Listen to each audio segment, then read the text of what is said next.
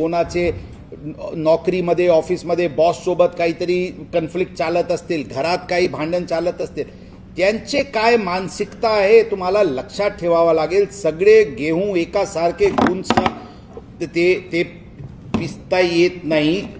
आपल्याला त्यांच्याशी चांगली वागणूक करणे अत्यंत गरजेचे आहे आणि त्यांचे स्ट्रेस लेवलचे आधारेवर त्यांचे कधी कधी अग्रेसिव्ह भूमिका तुमचे सोबत असू शकते.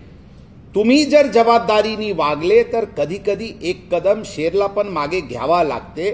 त्यांना इतके व्हायलेशन चालत असते, एक दिवशी एक कदम मागे घेऊन त्यांना जाऊच दिला तर काय फरक पडतील. तुम्हाला इगोमध्ये येऊन त्यांच्यासोबत भांडण करून तुमचे बीपी वाढवणे, त्यांचे बीपी वाढवणे, तुमचे तिथे भांडण होणे ही कुठे योग्य आहे. ही आत्मपरीक्षणनी सुधारते. कोणी बुजुर्ग व्यक्ती आहे, कोणी महिला आहे, काही ट्रिपल सीटवर फॅमिली हस्बंड वाईफ दोन मुले चालत असतील, त्यांच्यासोबत ट्रिपल सीटचे कारवाई करून काय सिद्ध होणार.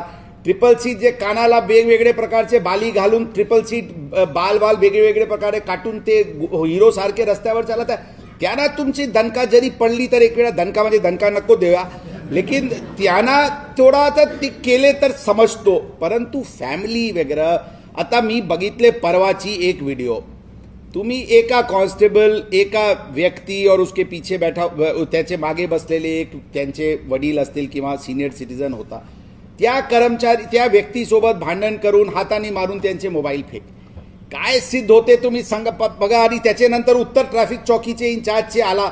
मी सांगितले झेंडेचा आवाज एकदम चुकीचे उत्तर आहे. त्यांनी ते उत्तर दिला होता चौकी इंचार्जनी की काहीतरी गाडी उचलत होते आणि त्यामध्ये गलतीचे ते मोबाईल पडून गेला. दिसते हो, ते प्रत्येक दिसत नाही तरी पण व्हिडिओला दिसते. आज व्हिडिओचे जमाना आहे. कशासाठी हे करून काय सिद्ध होते. त्यांच्याशी भांडणच करायची काय गरज आहे. आणि त्याच्यासाठी प्रामाणिकता.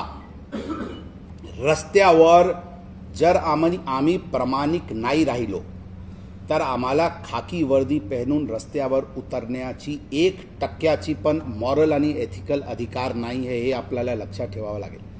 आम्ही इन्फोर्समेंट करतो. इन्फोर्समेंट आम्ही फाईन कलेक्ट करायसाठी कधी करत नाही. आणि कन्फ्लिक्ट रिडक्शन ऑन स्ट्रीट, रस्त्यावर भांडण होण्याची प्रकार ट्रॅफिक कॉन्स्टेबल आणि व्हायलेटरवरून मिनिमम कंटॅक्ट यायला पाहिजे. या दृष्टी ही काही प्रायोरिटीज होती हे ई चलान मशीनची. आता ते आला तुम्ही पकडले, आता पकडले आणि नंतर काय काय झाला हे पत्रकार मंडळी पण आहे. कशासाठी बोलायचे आता ते कमऱ्यात बसून वेगळा चर्चा करू आपण, नाहीतर वेगळाच न्यूज ते आमचे ट्रॅफिक ट्रेनिंग इन्स्टिट्यूट बाजूला राहील, काही वेगळाच चालू होतील. परंतु त्याबद्दल जास्ती टिप्पणी नाही करायची. सांगण्याची अर्थ फक्त एवढेच आहे की साहेब, रस्त्यावर प्रामाणिकतानी चांगले बॉडी लँग्वेज, तुमची चांगली कंडक्ट आणि कॅपॅसिटी बिल्डिंग जर तुमची झाली, ट्रॅफिक मॅनेजमेंटची आज ट्रेनिंग घेऊन बाहेर पडल्यानंतर तुम्हाला ती जे कॉन्फिडन्स येईल, त्या कॉन्फिडन्समधून तुमचे बॉडी लँग्वेज आणि तुमचे कंडक्ट आणि पर्सनल बिहेवियर आपोआप सुधारतील अशी आमची धारणा आहे. मनोज पाटील साहेब, एक आम्ही सांगितले होते काहीतरी बॅच वगैरे की आम्ही ट्रॅफिक ट्रेंड आहे, असं काही डिझाईन करत आहे का? जरा बघा ना. साहेबांनी एक आम्हाला काहीतरी टीएमसी ट्रॅफिक टॉप मॅनेजमेंट कॉन्सोर्शियमची एक बॅच दिली होती. त्याच धर्तीवर काहीतरी एक बॅच वगैरे तयार करा ना.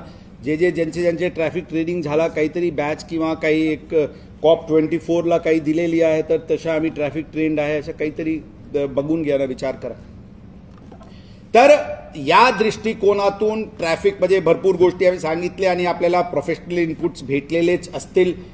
शेवटी आपण आमची अपेक्षा फक्त एवढेच आहे, पेसिमिझम ठेवून की पुण्या शहराची वाहतूक कोंडी आहे आणि हे विभाग जबाबदार, ते विभाग जबाबदार, असे मनोस्थिती बदलून तुम्ही मी जे काही केला अगर 1%, 2%, 5% मध्ये पण सुधारणा आणू शकला तरी आमच्यासाठी जॉब सॅटिस्फॅक्शन आहे. ही मनात एक ऑब्जेक्टिव्ह टार्गेट ठेवून तुमची पोलीसचे, शेवटी पुणे शहर पोलीस दल यामध्ये अमितेश कुमार चे पण काही देवाणघेवाण नाही. हे आमची इन्स्टिट्यूशन आहे. पुणे शहर पोलीस दल आणि महाराष्ट्र पोलीस याचे उज्ज्वल प्रतिमासाठी आम्हाला जे काही कंट्रीब्यूट करता आला